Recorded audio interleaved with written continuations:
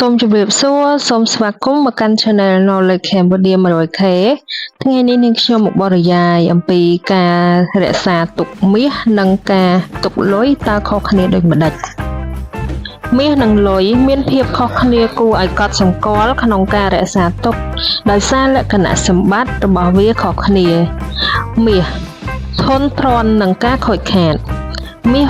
ពិតមិនអាចខ្សោយឬប្រេះស្ងួតបានទេដោយសារវាធន់ទ្រាំនឹងអុកស៊ីតកម្មនិងការប្រព្រឹត្តកម្មគីមីតម្រូវការចុះថ្លៃទុកនៅកន្លែងស្ងួតគ្មានសំណើមដោយមិនត្រូវការលាបថ្នាំការពារពិសេសទេការពារពីការខ្លោចផ្សាជាទូទៅមិនត្រូវការពារពិសេសទេប៉ុន្តែត្រូវជៀសវាងការរលាយរួមជាមួយគ្រឿងអលង្ការផ្សេងទៀតដើម្បីកុំឲ្យវាកកបានការរក្សាទុកដោយសុវត្ថិភាពជាទូទៅត្រូវទុកក្នុងទូសុវត្ថិភាពឬកន្លែងមាំមួនដោយសារតម្លៃរបស់វាគឺខ្ពស់ចំណែកឯលុយគឺងាយនឹងខូចខាតលុយក្រដាសងាយរលួយទទឹកឬរហែកហើយលុយក៏ងាយប្រឡាក់ឬបាត់បង់ផងដែរតម្រូវការចុះថ្លៃ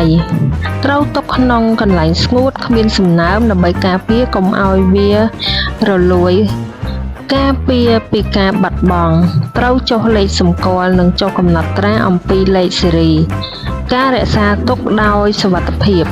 ត្រូវទុកក្នុងទូដែកមាំឬធនាគារដើម្បីការពារពីចោរលួចភាពខុសគ្នាសំខាន់រវាងមាសនិងលុយការធន់ទ្រាំមាសធន់ជាងលុយដែលងាយខូចខាតតម្រូវការចុះថ្លៃមាសត្រូវការតិចតួចខណៈលុយត្រូវការពារពីសំណើមនិងការប្រឡាក់តម្លៃមាសមានទ្រព្យសម្បត្តិរយៈពេលវែងខណៈលុយអាចធ្លាក់ចុះតម្លៃដោយសារអតិផរណាសុវត្ថិភាពទាំងពីរត្រូវការពារពីចោរលួចប៉ុន្តែលុយត្រូវការពារបន្ថែមពីការខូចខាតរាងកាយសរុបមកមាសត្រូវការថែទាំតិចតួចជាងប៉ុន្តែតម្លៃខ្ពស់ជាងខណៈលុយត្រូវការថែទាំប្រុងប្រយ័ត្នជាងដើម្បីជៀសវាងការខូចខាតរាងកាយនិងការបាត់បង់